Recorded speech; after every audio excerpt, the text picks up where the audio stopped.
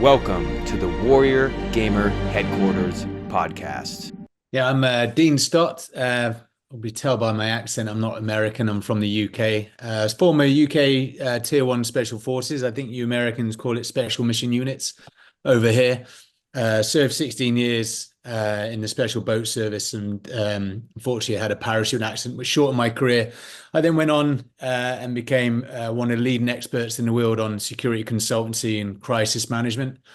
Some of the missions that we've managed to carry out as civilians is single-handedly evacuating the Canadian embassy out of Libya, 1,200 out of Afghanistan, more recently 220 out of Israel. I advise presidential teams, royal families, and look after ultra-high net worth family offices. In addition to that, I'm a father of three, a husband. My wife is my business partner. I also have 2 world records for cycling the world's longest road. And I work a lot in the non-profit philanthropy space. People may know me from the Netflix show Toughest Forces on Earth, but I am not a TV star. All right. So I like that intro. I think we're going to have a lot to work with here.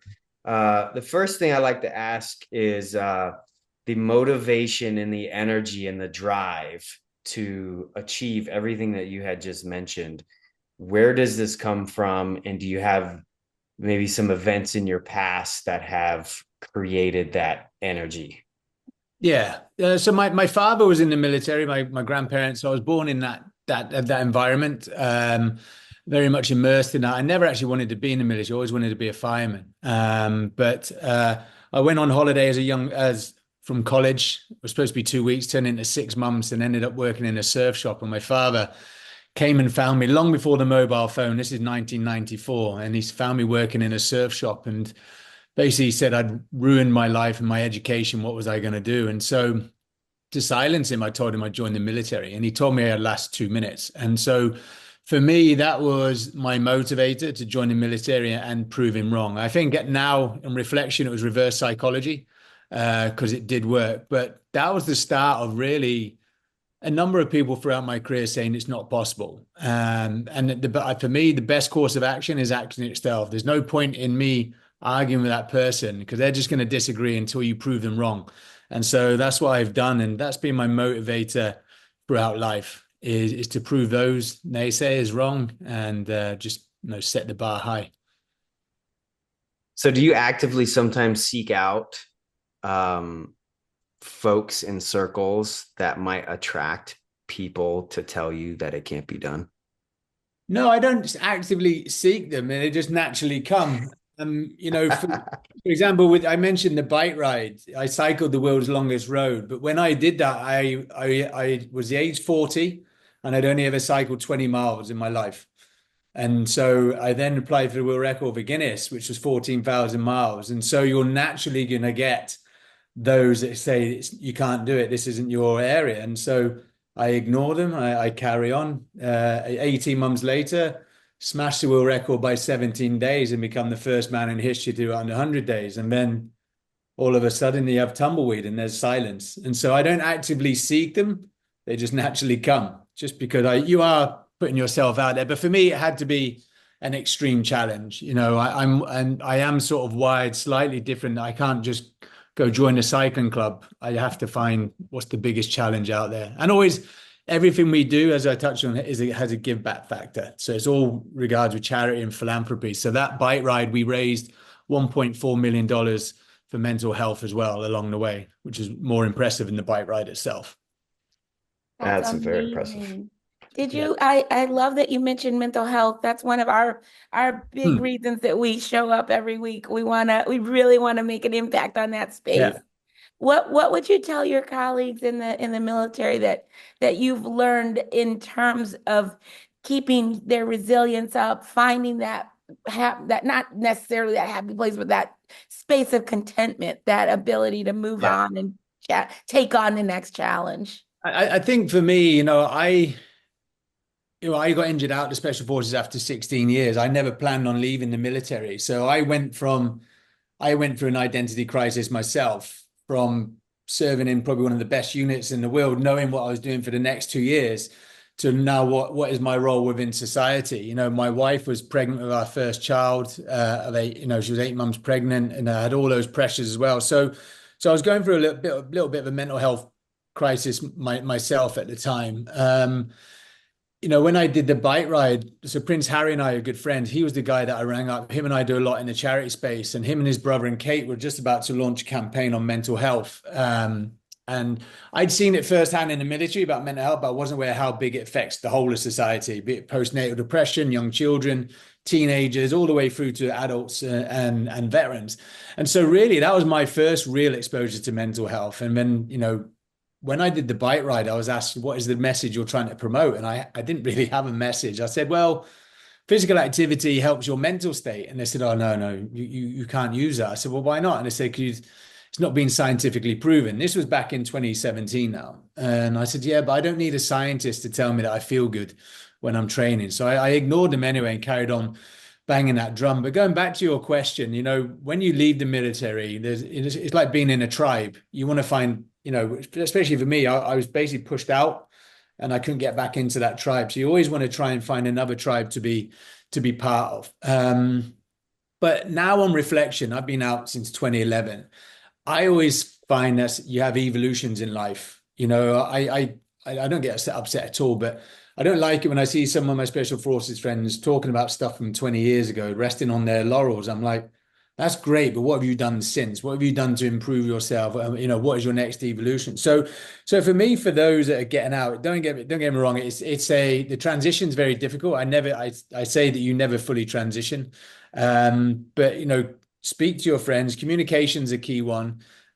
Stay active and always have an objective or mission to aim for. I think a lot of people come out and they feel lost. They don't know, you know, don't know what their role is within society. They don't know what the next mission is as well. So, and you're not the only person. You know, we all go through it, and so that would be my one for the veterans is speak to others. And I'll always promote that. You know, if you're feeling down, put on your trainers or go, you know, ride a bike or something. I think there is scientific proof for that now. There is, yeah. No, I was guest speaking at Hampden Park for Scottish Rugby and Scottish Football Club, and I mentioned that comment, and straight after, this doctor came up to me and just dropped the file in front of me and said, "It's now been scientifically proven." I said, "Yeah, I know it has," but I'm glad I stuck to my guns and still promoted that message rather than sort of fold to what I was being told at the time. Well, there's a reason why motion is part of the word emotion. So it all starts with the body's movement and positioning, right? Robbins taught me that.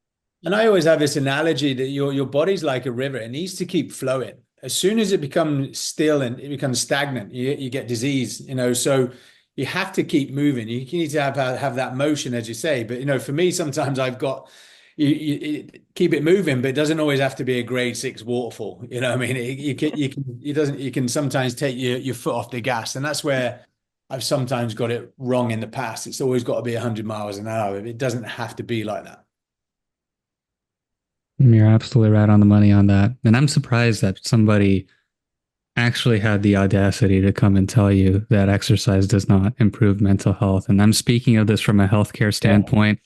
I mean, there are studies that very clearly indicate that the benefits of exercise are comparable to, and I would argue better than that of antidepressants. And think about the many millions and billions of dollars spent on researching on these drugs, but all you have to do is go outside.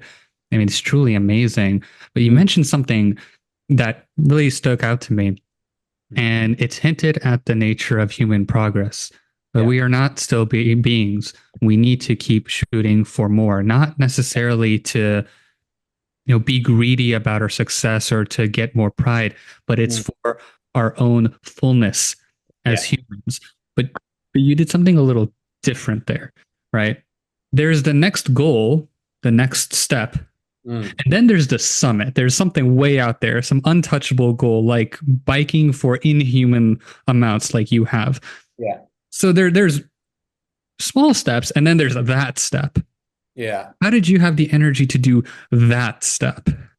So a bit of a backstory from leaving the military to that decision. It was probably 5 years in between that. So when I left the military, as I touched on, I got injured out, and within 48 hours, thankfully I got some work. It was May 2011, and it was the height of the Arab Spring, and I was asked to help set up the British Embassy in Benghazi during the Arab Spring. So at least now I knew that there was work, and I was able to support my family. So that was a bit of pressure off. But when I got there, I soon identified that the large security companies, I always call them the big five, were charging 6-7 figure sums for crisis management and evacuation plans, which weren't in place, which I thought was quite dangerous. And so I flew back. My wife gave birth to our daughter, and I said, "Look, I have a plan. I always wanted to find a niche within the security industry. I didn't want to be competing with my friends, because at this time in 2011, it was the height of the anti-piracy on the east coast of Africa, and all my friends were doing well there. And other friends were in Afghanistan and Iraq in the oil and gas. I wanted to find an area that I could sort of really focus on. And so I bought 30 weapons off the black market, and I buried them between Tunis and Egypt, and designed my own evacuation plans. And I sort of, I spent a month in the desert, buried them. We lived in Aberdeen, which is the oil and gas capital of Europe. So it's the Houston of Europe. And so I had access to oil and gas companies, and I sold them my evacuation plans, hopefully never needing to use it. And thankfully for me, my wife's very entrepreneurial. I didn't have pressure from her to be bringing in money. So each time I got a phone call, when you tell people in security, when you've got bald head, big muscles and tattoos, they think you're a doorman from the local nightclub. Security is very diverse. It's everything from surveillance, close protection, cyber security. You can go on crisis management, and so I was learning a lot about the security industry in a short period of time. Each phone call I was getting was taking me to another country, learning about a different culture, stuff that I wasn't learning in the military. The military will show you what they need to show you, and that is it. And so, for example, one of my phone calls, it would be like, could I take the UAE Royal Family super yacht from Barcelona to Maldives? The next phone call, I'm in Kurdistan training the Kurdish Special Forces to fight ISIS. I was learning so much. But I just finished the London Olympics, and your American ambassador got killed in Benghazi. There's a movie called 13 Hours. I don't know if you know of it. So I was there that evening. I don't know if it was right place, right time, or wrong place, wrong time. And I went in and I single-handedly evacuated a German oil company from Benghazi back to Tripoli through safe houses. So I'd now proven my evacuation plan had worked. 2 years later, and it's getting close to the bite right now. 2 years later, I was in Brazil covering the Soccer World Cup, and Visa was my client. And I get a phone call from the Canadian embassy saying, "We're stuck in Tripoli. Everyone's gone. Your name keeps coming up." And so I went back in and single-handedly evacuated the Canadian embassy, 18 military and 4 diplomats. When I finished that trip, and this will lead on to the bite right now, when I finished that trip, my wife sat me down and highlighted that I'd only been home 21 days in a 365-day calendar. So this goes over to your question earlier thing about mental health, April. The pin had now dropped. I was trying to match the adrenaline rush that I had in the special forces without actually coming to terms with the fact that I'd left. So I was still dealing with my own issues there. I was taking risks that other people weren't taking. They were successful and they paid off. And, thankfully I'm here to share those stories, but there was no one coming to rescue me. There's no squadron of guys and things like that. And so it was from that point onwards, my wife, chapter 16 in my book is called Dead or Divorced. That was a conversation we were having. If I carried on at this tempo, I would be dead or I would be divorced. And so Alana was a property developer. And she said, well, come work with me. You don't need to be doing this. And so that's what I did. I took a sabbatical. I bought a bike off Amazon and just cycled to and from the office. So we were sat in these architects and planners meetings, and you know my backstory. And it's like, yeah, I wasn't really interested in anything these people were saying. And so with the bike ride, it had to be something of enormity compared to what I'd just done. And so that's why we decided to do it, because I'd managed to get to the top in the special forces and now had a name within the security industry, and now wanted to then do it in something that took me out of my comfort zone and something completely new, and just prove that you can do it in any sport or any business, as long as you have the right mindset and approach. what's next on the horizon in terms of scale and amazing adventures? Yeah, well, we going back to the post-Canadian embassy, as I said, I was only home 21 days in a 365-day calendar. We had one child then. We have three children now. So we had the yin and yang balance wrong. So we then did the bike ride and we got the yin and yang balance wrong again because I was away for so long. Everything I do now has to be signed. Whereas before I was almost quite selfish. I would just go do it. I don't leave the house now unless it's signed off by the family. That's my wife and the three kids. My 2-year-old doesn't really have much to say in that. So for example, last year, October the 7th, when the Israeli situation hit, I was in Disneyland with my wife.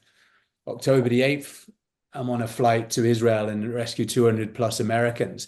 But I didn't get on that flight unless my family gave me the green light. So for me, I don't really plan anything. These things will naturally come. In regards sporting feats, yeah, I'm looking at some other challenges, but I'm also mindful of the fact that I need to also still be a father. There's other opportunities coming, other TV opportunities as well. So I'm just thankful I'm here to share my stories and obviously be careful what you wish for. I don't want to be pushing the boundaries. And I'm 47 years old. I'm not getting any younger.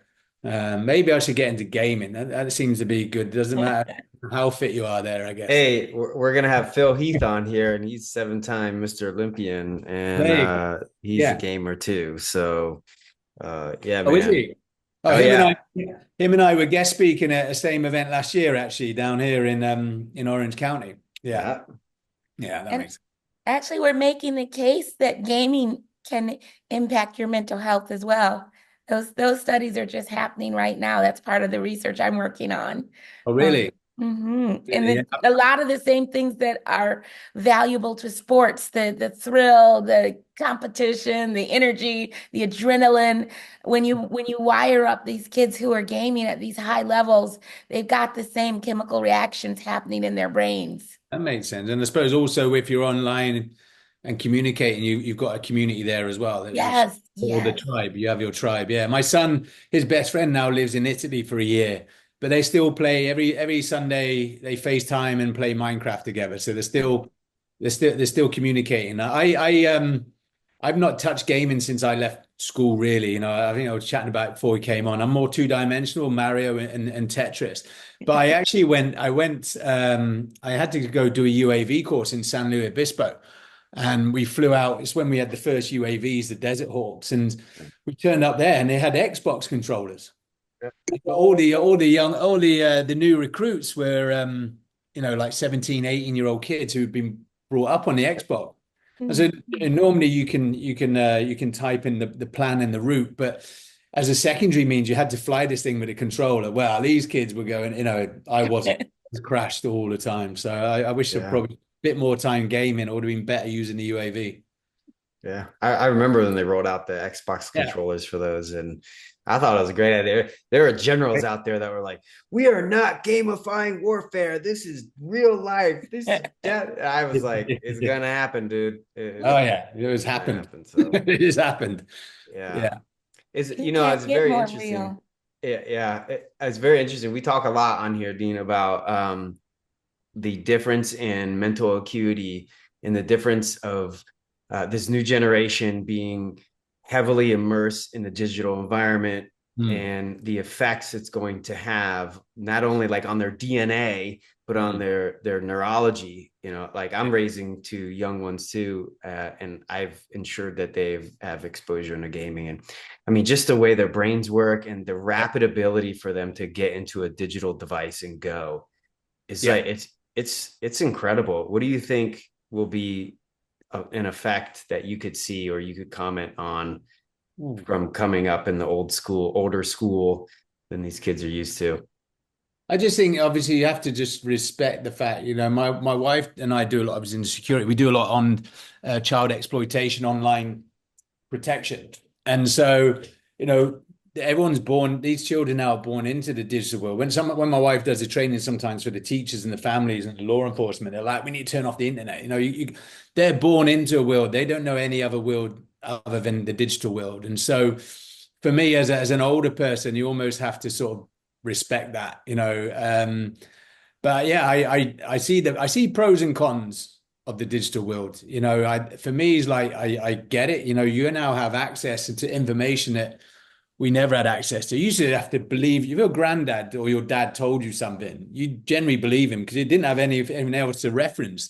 He probably lied all their lives on things like that. Whereas now you have those accesses. But I just think there needs to be a balance. But I think they can work hand in hand really well. It's just ensuring that you have that balance. Yeah, that's my take on it. All right, great. And yeah, I'm interested in your thoughts also on the community aspect. I think when World of Warcraft came out, I mean, gaming were to be forever changed, right? I mean, there are no games that are successful there's no community-based orientation around them. I mean, just to get online, it's unbelievable to me that I can get on Rocket League at 3:00 in the morning and there's 200,000 people on. Like, it's insane to me, like that community aspect. What are your thoughts on being able to instantly have a community that you can relate to, be engaged with, and be accepted in and excel in as well? I think it can only be a positive. Again, I would not like to be a child now growing up in this environment. Before we had this, there was issues at school. It stayed in school. It can now follow you into your bedroom, and so I think it's almost like it's a good escape. Whatever is going on, whether it's at home or at school, is that you can then literally speak to someone or be part of a group, and they won't even judge you because they don't even know who you are. They just know you as your your online name. Even when I was doing my bike training, for the bike ride, I ended up having Strava. I had a TAC X, which I could then on and then ride with people from all over the world. I was like, what is this? You know what I mean? So that was no different. And then people messaging you like, what, are you really doing 120 miles today? I was like, yeah, I'm really doing 120 miles. It's amazing that it makes the world a lot smaller. But I think it can only be a positive. And I think that's one of the positives of gaming and those communities is that it's almost an escape. It's almost like a fictional book. You can disappear into that. You can do that in the gaming world. Yeah, I like that. And then obviously those that are on there are there for the same reasons as you, and you have things in common. And so yeah, that can only be a benefit for their mental health. Right now, we're pitching the intersection of the digital world and the physical world. So the historically Black colleges have a virtual cycling league. So they're bringing cycling in spaces where no one ever cycled, and virtual golf in spaces where no one ever golfed. And I think what do you think about the digital world and sort of the capacity of the digital world to connect people who would normally not necessarily meet? Yeah, no, I just think it makes the world a lot smaller. It brings those communities together. It's interesting saying about those sort of schools where I remember Alana and I went to a school, one of the charities that was going to be benefiting from the money that we raised. We went to visit them, and it was basically kids that had been kicked out of schools. And then there was there's a facility for them in London. And I went in, I was talking about my bike ride, and then actually then realized afterwards, none of these kids will ever have a bike. You know what I mean? And so that really hit me hard. But then it's obviously, like you said, you can now do it virtually. So it's giving these kids opportunities. And there's there's hidden talent there. There's hidden golfers, there's hidden cyclists who've never probably had that opportunity before. So it is opening up doors and opportunities for them. It's quite good that you're not having to spend a fortune to then find out you actually don't like cycling and don't like golf. It's like my kids, when we got here to the US, they wanted to do karate. I was like, okay, so my wife kitted them out. They did one session, like, I'm done. I was like, okay. So, that's what I like about it. At least you can get a taste of something and then see if you actually generally do like it before going all in. Well, the barrier to entry in gaming is really low. And I mean, there's people that all parts of the world that can game on their cell phones, especially as new ones come around in Western countries and they get pushed out to developing countries. The barrier entry is very low. And so like getting exposed to the different, not only just learning finances, you can gamify that, learn how to do those things better, access to ebooks and education, access to this podcast, other podcasts that you've been on.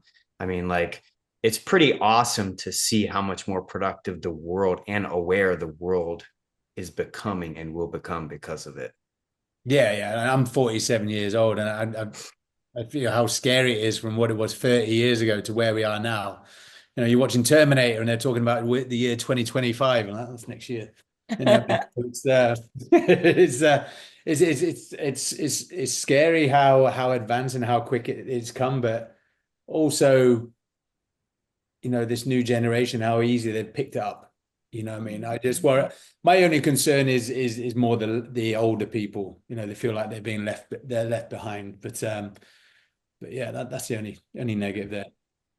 That's a real thing. That's a legitimate real thing. The way that platforms, especially ones that you're forced to use to pay your bills, you know, to apply for special, you know, grants and money and stuff like that. Like the older folks, I know I deal with it. My parents are in their 70s, and I'm like, Mom, hit the sandwich. And it's like, well, I'm not hungry. You know, no, I'm the 3 lines, like it's sad to see like the technology. Yeah, I mean, I think it's going too fast that they're not going to catch up. But that will only be that generation. You know, that's not going to be ongoing. Everyone else will soon, it'll just be the norm. I don't know what about you, us? What about you and me? I mean, won't there be a certain point of time where our kids are going to be like, it's pretty fast. You heard of like Moore's law, right? The idea that transistors double every 10 years. I mean, what it essentially hints at is an exponential growth in technological power, such that the amount of progress we make in this coming 10 years is very much more than the amount of progress we made in the past 10 years before. I mean, just look at how advanced AI became in these past 2 years. Yeah. And I just wonder, you know, how fast will things go before even somebody like myself at 26 is going to be left behind? And then the next generation will have to take over. And it creates these like mini generational gaps that will only become more and more pronounced as technology rapidly increases. Or is there a way to kind of gap that or bridge that gap? Yeah. Well, that may be. You got this answer. I'm investing with you, pal. I remember doing a fireside chat in LA a couple of years ago with one of the DA of California and one of the mayoral candidates, and we're talking about terrorism, and we're talking about, 'cause I always go with belts and braces. You know, it's great to have technology, but imagine the grid goes. You know, most of these people you're talking about, we were getting left behind. Me and Ken, we'll be fine. We know how to use a map and compass. We don't need a GPS, you know. So yeah, real guns. We know it's almost like the belts and braces. So, you know, someone said to me, if you had one rocket, where would you hit? I'd hit the grid, just wipe out all the electric, and then you'll see who survives then. So I think that it's great that everyone's focusing on that, but I think those other skills still need to be upheld, and kids still need to learn about it. We call it. Have you heard of the phrase belts and braces? So it basically means that should your belt fails, your braces will hold your trousers up. It's basically having an alternative option, rather than just relying on one thing. And so that's what so for example, when I did my bike ride, I had the route digitally on Ride My GPS. I had 160 50-kilometer stages, you know, between 30 and 50-kilometer stages on there, which gave me the elevation for that stage, you know, the heights, and I had everything there. I mean, I had it in the Oracle, but I also had it in the Oracle. I had it on paper form as well, because I couldn't be reliant. There's going to be places up from Argentina to Alaska I'm not going to have signal. And so it's that belts and braces. You always have a backup option. And so it's great that the world's advancing in that technology, but all it takes is something like that, and then they don't know what to do. And so I think skills still need to be upheld. You're absolutely correct, actually. And in the realm of healthcare, I was actually just listening to a talk by a UCSF doctor, and he was talking about the role of AI in healthcare. So there's this app that a lot of doctors are using nowadays, and I use it myself. It's called Open Evidence. Think of ChatGPT, Yeah. but strictly for medical literature. So I use it to ask questions about, hey, what is the correct dosage for this antipsychotic in an elderly population? And it'll just give me all the data for that, right? What I've learned is that what companies will do is they will intentionally put misleading information in those research papers so that doctors can always trust but verify. It builds those verification habits such that your clinical judgment does not atrophy, so that you're not entirely reliant on AI. You will always have to be the truth verifier. They even do this at TSA, where they'll scan like a suitcase through the security, and then the AI will tell them, oh, there's a gun in here, you got to look at it. And then I open it and they say, oh, this isn't a gun, this is shampoo. But the AI told them there's a gun. So that way they're always keeping in check. Keeping in check. So Yeah. not solely reliant on that. They still have to use their mind. That's a good idea. Exactly. Yeah. Interesting. Yeah. But It's pretty cool stuff. Yeah. now, I never went to university. I joined the military at 17 and a half. But I remember kids, how they used to say, oh, you plagiarized. How can you now determine whether someone's plagiarized something? Because you have so much access to all this information. It's that, I mean, there's pros and cons. I always say pros. We talked about this earlier in the year, and I'm like, look, you want to teach the slide rule in long division? Go ahead. You're going to waste your time. Like you want to talk, you want to teach, you should teach people how not to do like non-value added work. Okay. Yeah. Teach them to build AI models or formulas that will do the math for them so that they can solve like real important stuff, not sit here and do manual like algebra. That's where I'm at. Like, you should understand how it works, but you should focus in on maximizing output and value. That's just, it gets a little crazy. Yeah. That's where I'm at. I want to be old fuddy-duddy, and it doesn't sound like you are either. But well, I've caught myself saying back in my day, a few times, I mean, especially to my kids, when I was a kid, they're like, here we go. This is amazing. So our day is changing though, you know what I mean? Like the kids today the tools are going to be so equalizing. That right now, instead of having to know how to code an app, you can open AWS and say, build me an app that does XYZ, and it will do it. So I think that the gaps are going to minimize because the technology is going to bridge it for us. I might be the only one who thinks that because I'm accused of being eternally optimistic, but I really think we're converging into a beautiful space where we'll have less rote, annoying, painful, repetitive work and more work that's engaging and enlightening, and people bounce out of bed excited about doing it. Yeah. I also hope as well that, with the advance of technology, that it's not, what I tend to find now with some of these youngsters, and I say youngsters, but, they're not confident chatting in front of other people or groups because they're so used to being behind the screen and not having someone in their intimate space, So I always like to see a balance of that. That was one of the great things about the military. It taught me when I came out is that I'm very confident chat in front of groups, and that's not the case anymore because people are safe behind their screens. So I do hope there is that balance. It doesn't become a society that everyone's like, becomes almost like recluse. They can still have that sociable interaction.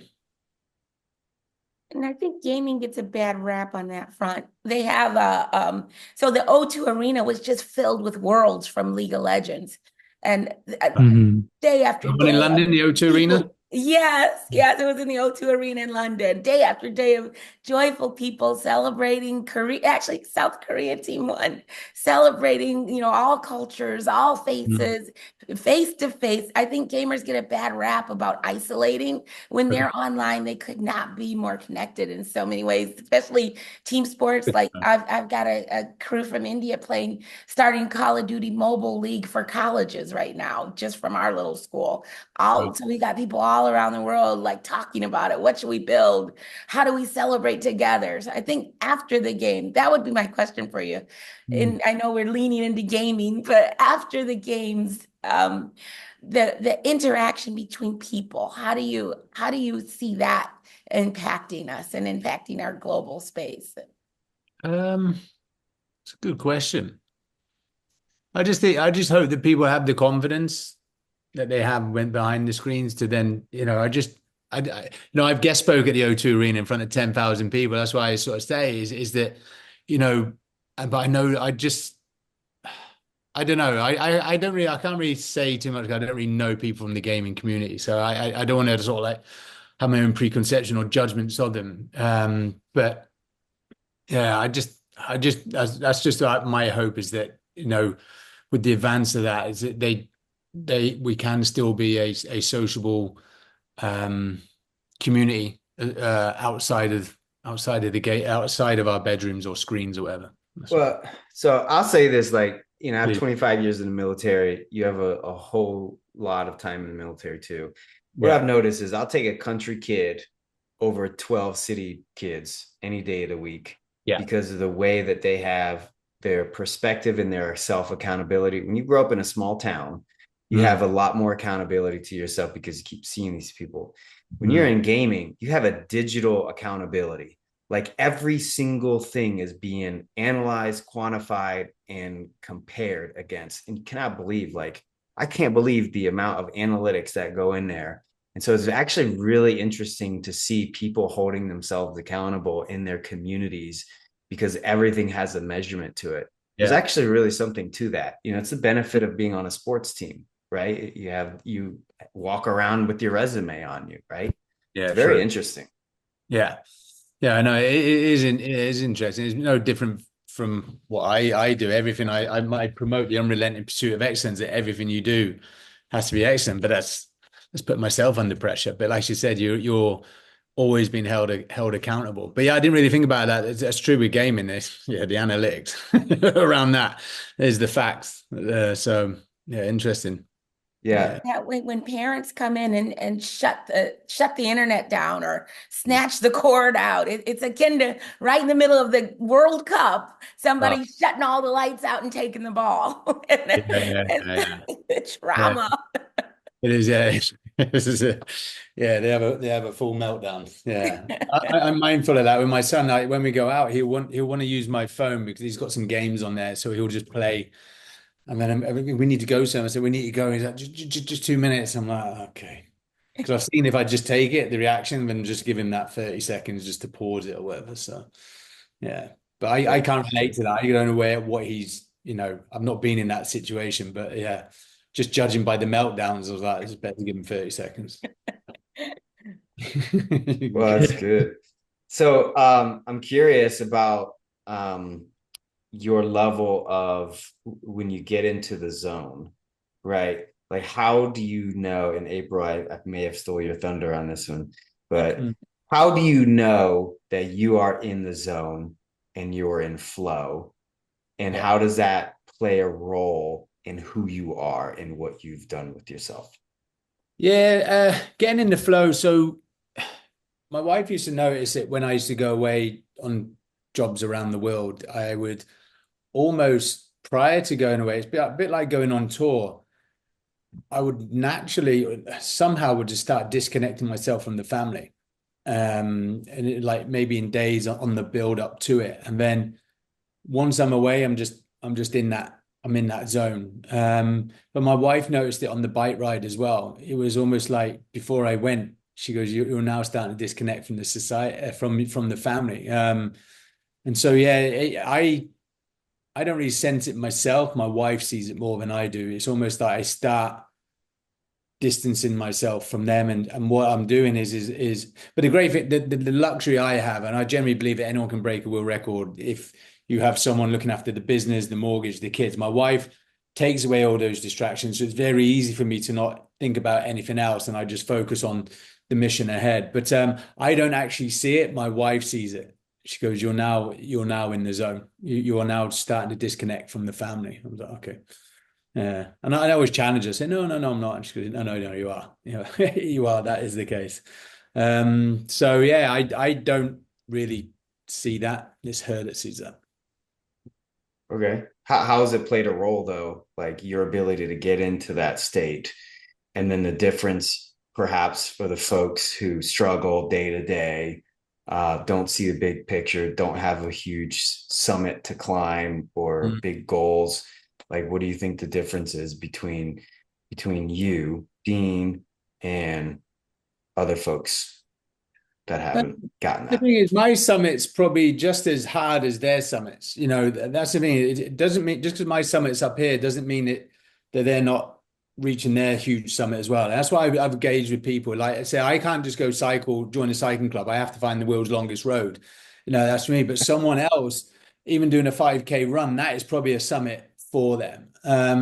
So for me, whatever I'm doing or getting in the zone, and that's what I say to people is I always break it down. I just start chipping away. I don't look at the for example, the bike ride. You know, if you look at 14,000 miles, you know, you wouldn't even get on the plane. Like just seems overwhelming. There's 100+ days. You know, well, I'm not even getting on that plane. But what I did is I broke it down into countries, broke it into countries into days, and then broke the days into stages. You know, for me, I was doing because food and nutrition was quite a big thing. I had to stay on top of my food and nutrition. And so I would just cycle for 2 hours as fast as I can, get off the bike, have 30 minutes. I was quite disciplined. It was very military in my timings. It was 30 minutes from when I stopped to when I was back on the bike. I wasn't having a selfie with a llama, wasn't chatting with the documentary team.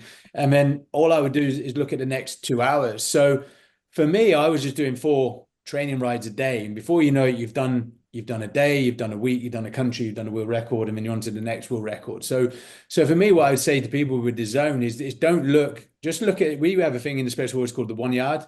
Just look at the 1 yard in front of you. Don't look at the whole bigger picture. And that's what I say, you know, for me, my summit is quite high, but it doesn't mean it's not as hard as someone else's summit, which is probably, you know, something a little bit smaller. But for me, just in zone wise, don't psych yourself out. You know, just look at that next yard. Well said. Mm-hmm. Yeah. I love that. That's such good advice. I did my first race was a marathon in 2012. And I crossed the line looking for a bacon cheeseburger. I'm like, check, did that, done.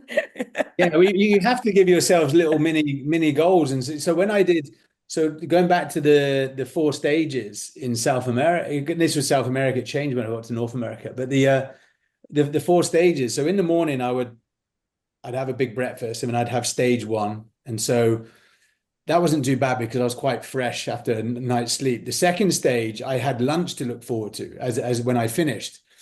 The 4th stage, I had the end of the day to look forward to. So on the 3rd stage, there wasn't anything that I could look forward to, and it was becoming really difficult. So what we did is I would have a can of Coca-Cola or have an ice cream. And that was it. It was just a little goals, just something I had each day to aim for, you know, and it's just basically tricking the mind.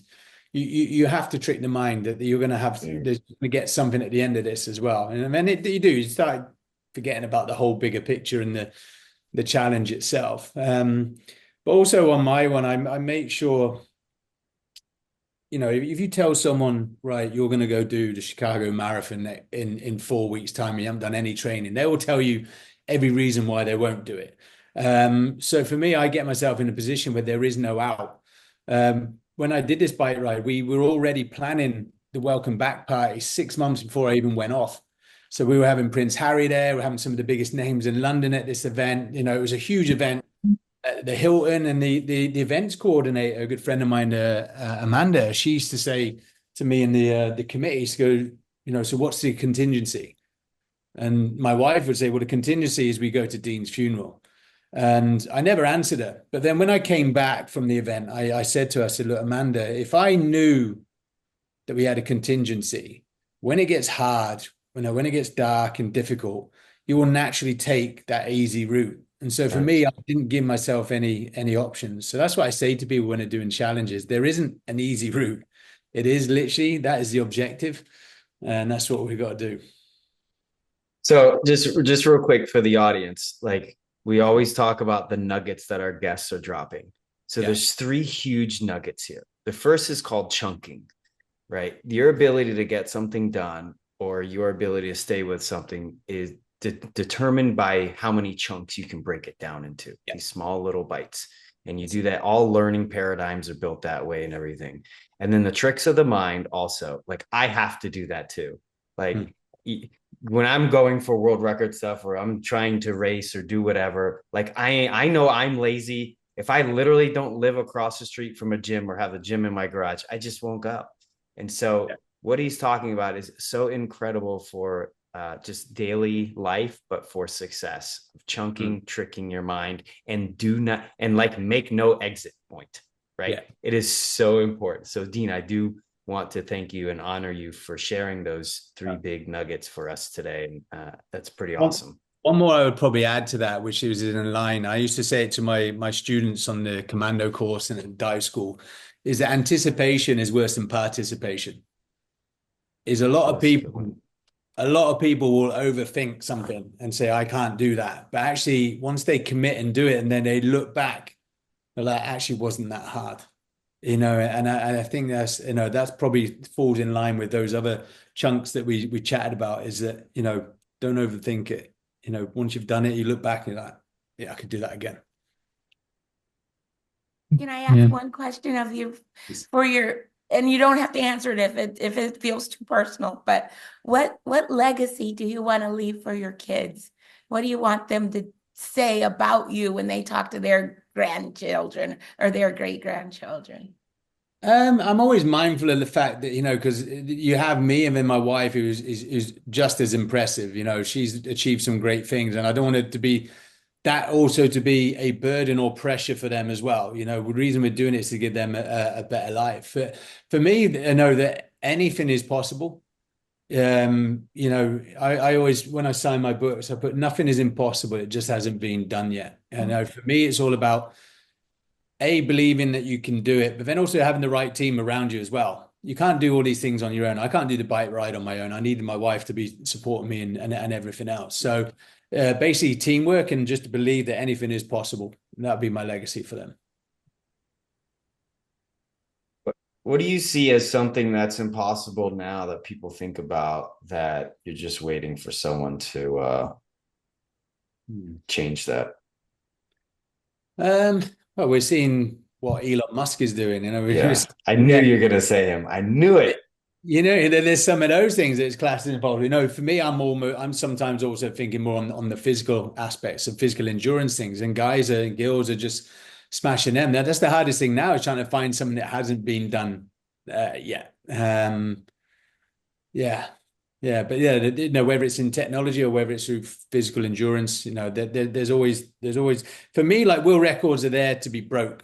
I do it. I set the bar and move the bar. Who's going to now, take the next bar? I'm not a cyclist. I dip my toe in it. I've enjoyed it, and I now do something else. So for me, it's like set the bar and let someone else achieve greater things. Excellent. All right. So if someone wanted to reach out to you or to find out where they could buy your stuff or support you, where would they go? If you go to my website at deanstott.com, I'm on there. I'm also on social media. It was very much a taboo when I was in the special forces, but I now realize that it is a great tool as well. So I am on Instagram and Facebook as well.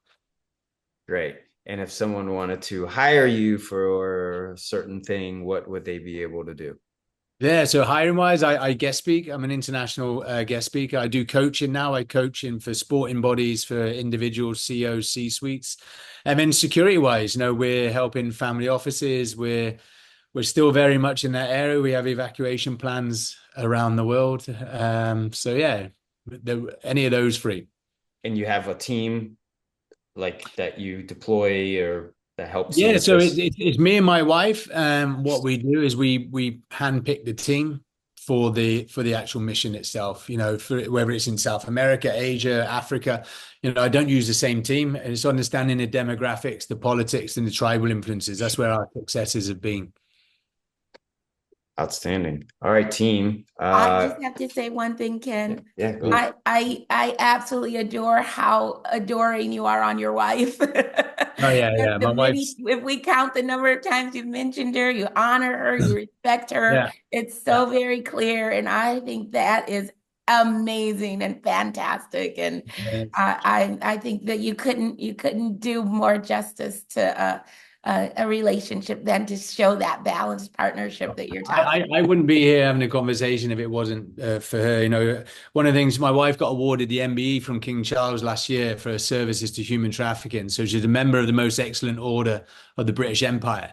And for me, I was over the moon because she'd been recognized for stuff that she had been in the shadows. And then this year, I got awarded the MBE for King Charles myself for my services to sport and for humanitarians. So like I said, I probably wouldn't have had that as well if it wasn't for her. So I do feel like, as you know, Ken, for every special forces operator to go on the ground, it takes 7 other people you don't see. It's the team behind the scenes, and they're the ones that need the praise. If someone's not doing their job, then there's going to be a failure in the mission. So everyone needs to have that appraisal and credibility.